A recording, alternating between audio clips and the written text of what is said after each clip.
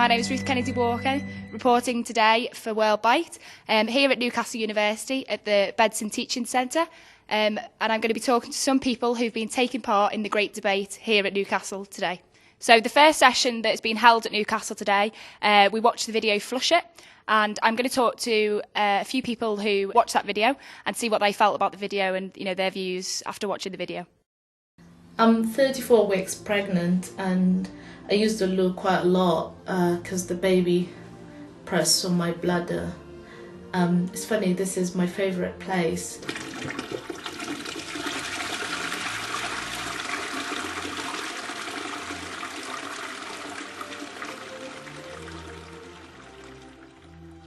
As a child, when I was growing up in Sudan, we never had toilets. Sometimes in the evening we had to go to the nearest forest. Now, if you look at this stuff over here, you wouldn't think this.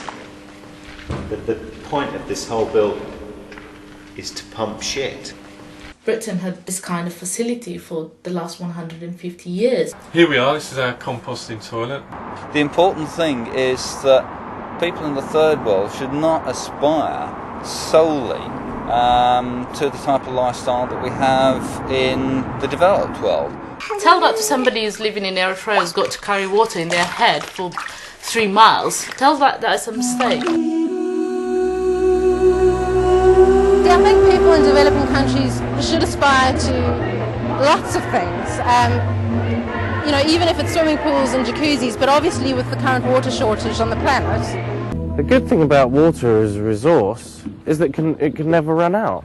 I mean, here we are sitting on this wonderful blue planet, 2/3 of which is covered with water. It evaporates, it falls back to the earth. It goes into the ground, we draw it up, it evaporates, it comes back to earth. That's the hydrological cycle. There's never any more or any less water on this earth. None of it goes anywhere. It's infinite, in effect. And that's one of the things why, actually, there's no excuse for there being water scarcity anywhere in the world. The problem is that we don't have resources like Kilda water. Most pregnant women don't go to the hospital, they are delivering at home, and a lot of women actually die as a result because there isn't medical care. But it's not only the medical care. For example, people here want to have pool birth, and that is, even if you want that, you can afford it because there isn't water. It's amazing that we can provide this fantastic natural environment for birds, but we can't bring this kind of water handling and management to people in the third world. Such a pity. Africa really needs that kind of stuff. We distribute to about 90 countries worldwide, and our biggest single market is Nigeria. The flushing toilet revolutionised health. It will help improve the standard of living no matter where in the world they're used. It's not even money that's stopping development anymore, it's ideas and organisations telling us that we need to consume less and we don't need what the West have.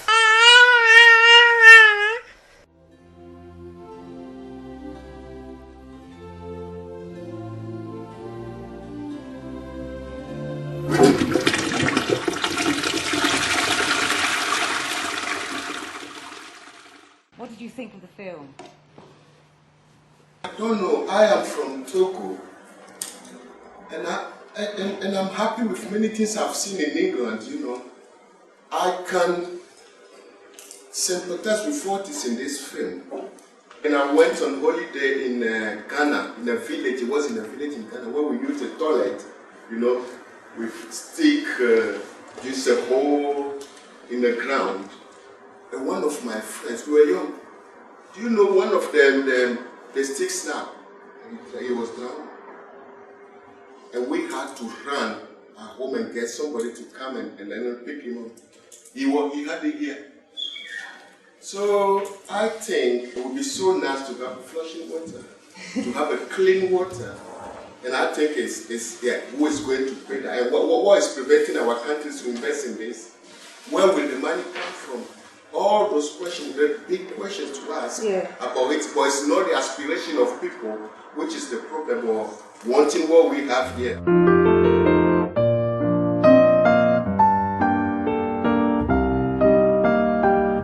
What did you think of the Flush It video that you saw earlier today? Well, it's been really interesting with the development aspects that were put across and the kind of engineering and infrastructure water options that were put across in the video, because it's quite different to what I've been taught so far this year in my course, because they're basing that on large infrastructure like water and pipes, whereas especially the last week of my teaching was developing countries and engineering, and it was put across basically that it should be pit latrines and boreholes as much as possible. Was very interesting to see the history time of the toilet time from the Victorian time, because I never heard about this. And what did you think of the video, Flush It? I thought it was really good. I really like watching videos like that which give people's personal opinions and their points of view, and it was really interesting to see someone from a developing country who'd come over to England and had experience of both of the sides of the story, and to hear her opinions on it as well. Thank you.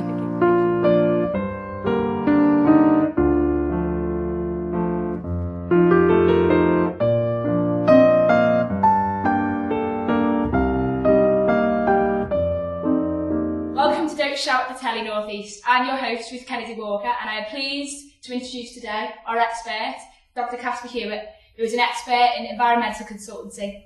I'm just wondering if you could start the event off, please, Casper?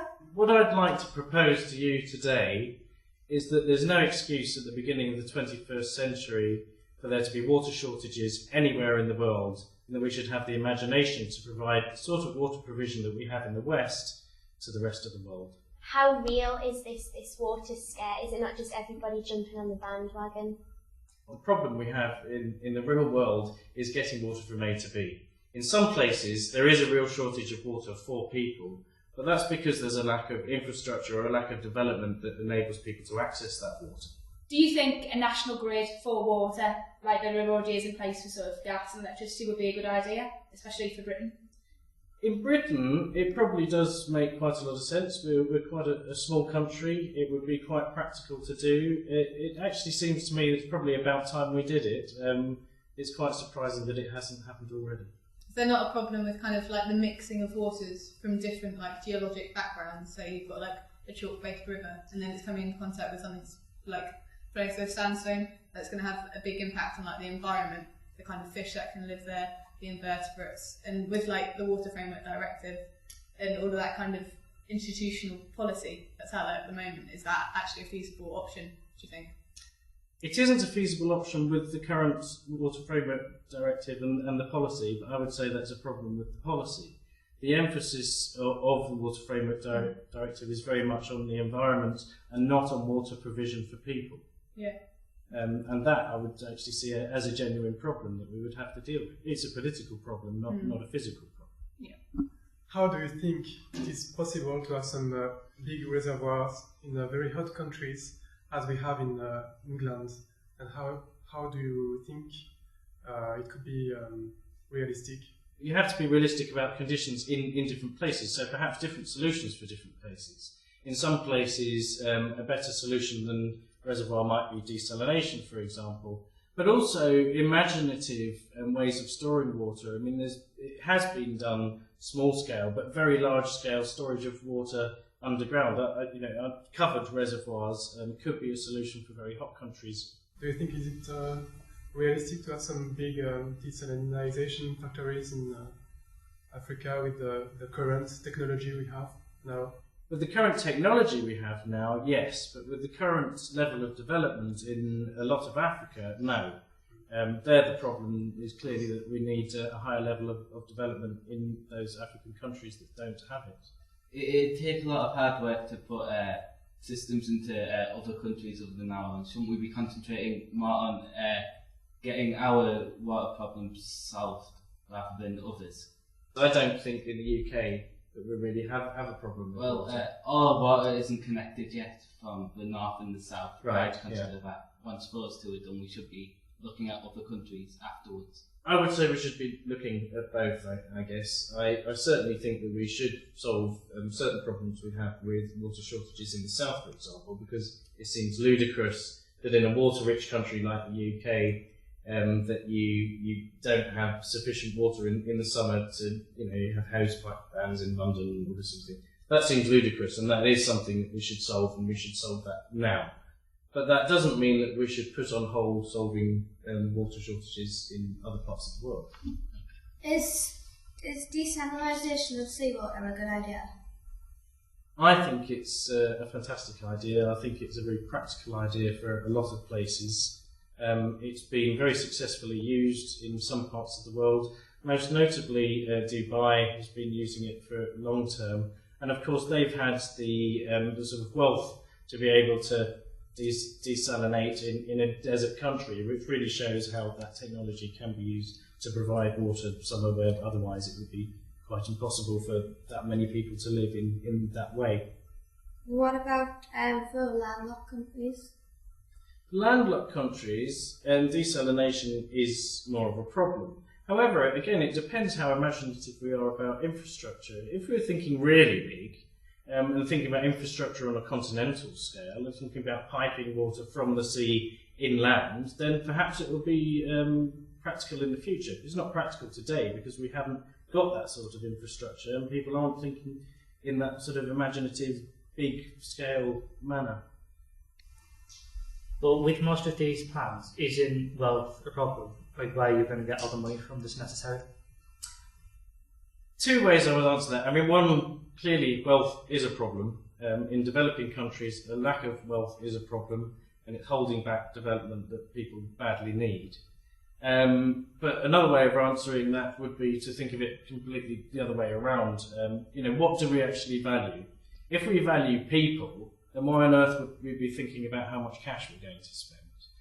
If we actually look to the Victorians, for example, because they believed in their society and they were very confident about where they were going, and they were willing to spend whatever it took to provide a pipe network to the whole of this country in a very, very short space of time. That's not the only infrastructural development project that they did in just very, very rapid time. It's indicative of the way they thought. They didn't say how much is that going to cost. So cost and how we relate to that and how we think about it is, depends on how we look at ourselves, actually. In the 1880s, there was the stink that spread from London, and it set out the disease cholera.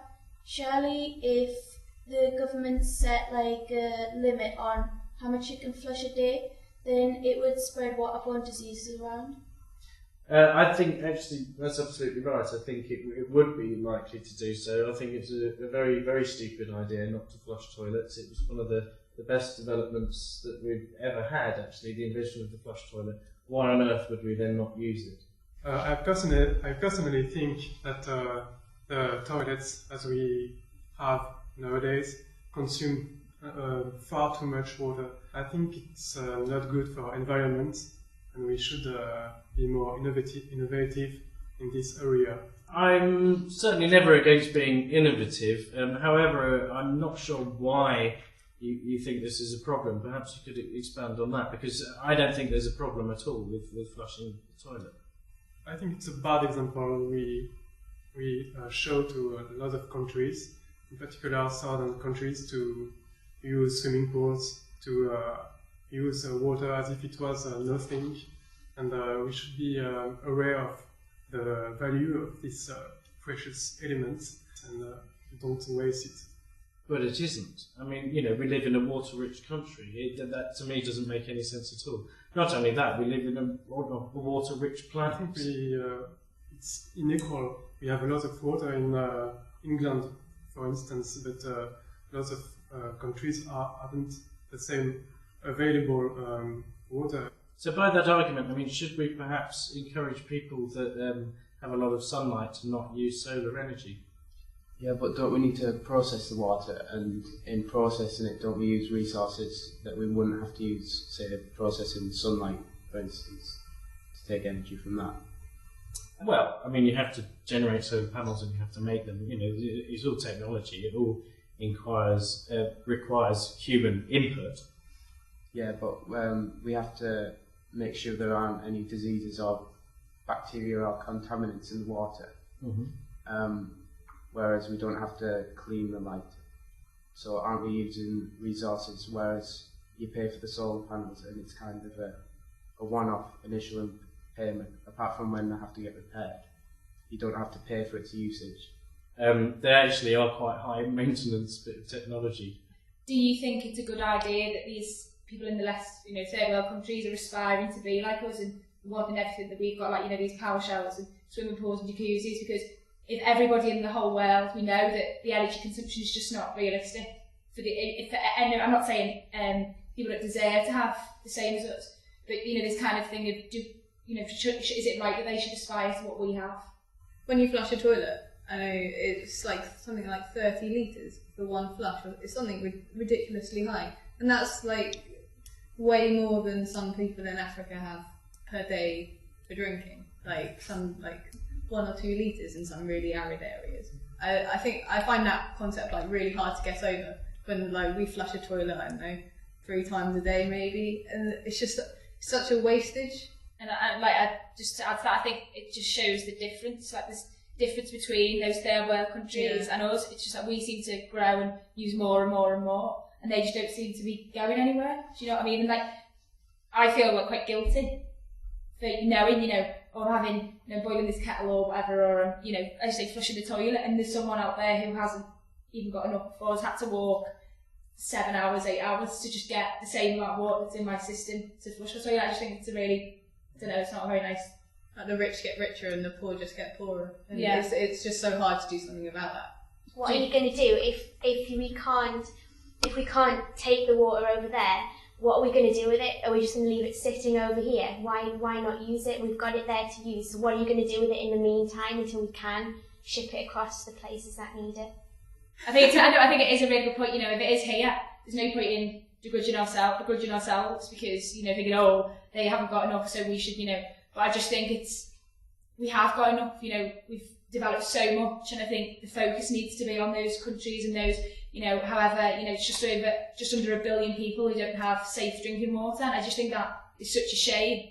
And you hear things about Americans spending billions and billions of dollars on ice cream. It's just like, what, why do you need to do, it's just the way people think about water. I think it's just taken for granted a lot. If they did have what we have eventually, I don't know whether that's sustainable. Like, if there's so many people in China and Africa, and they are getting developed, and India especially is developing very quickly. And do they have the water resources in their countries for everyone to have a big flush toilet and a bath? There's been a lot of speculation about what we have compared to what other countries have. I just wondered, do you see that it's really our place to fix that for other countries? Is it not taking the self-help element off them? Is it not slightly patronising to say we're going to go in and create some massive infrastructure whereby they can get better water supplies? You talk about the large-scale solutions to Africa, but surely pit latrines and boreholes are surely a more immediate solution, which is better than nothing. I want to sort of think about this idea of aspirations and also, should we be imposing? I don't think we should be imposing any projects on anybody, and I don't think we should be deciding what other people's aspirations are. What I do think we should be doing is letting people to aspire to what they want to aspire to and not interfere with that. And that relates a little bit to your question about pit latrines and so on. Now, I'm not against immediate solutions to problems, actually. As an engineer, that's often what we do. We go in and we try and solve a problem here and now. But actually, there's a reality behind the agenda of talking about pit latrines and the like in the developing world as a long-term solution. It's often said, don't we need a solution now? Yes, we need a solution now. But if we don't think big, and if we don't think about the long term, and we don't think about real infrastructure and real improvement, then people will be stuck with pit latrines in 50 years' time, which isn't acceptable. So there's two sides to that story and that question. That's all we've got time for here at Don't Shout the Telly North East. I'm your host, Ruth Kennedy Walker, and please leave your comments online about what you've seen here today. Thank you.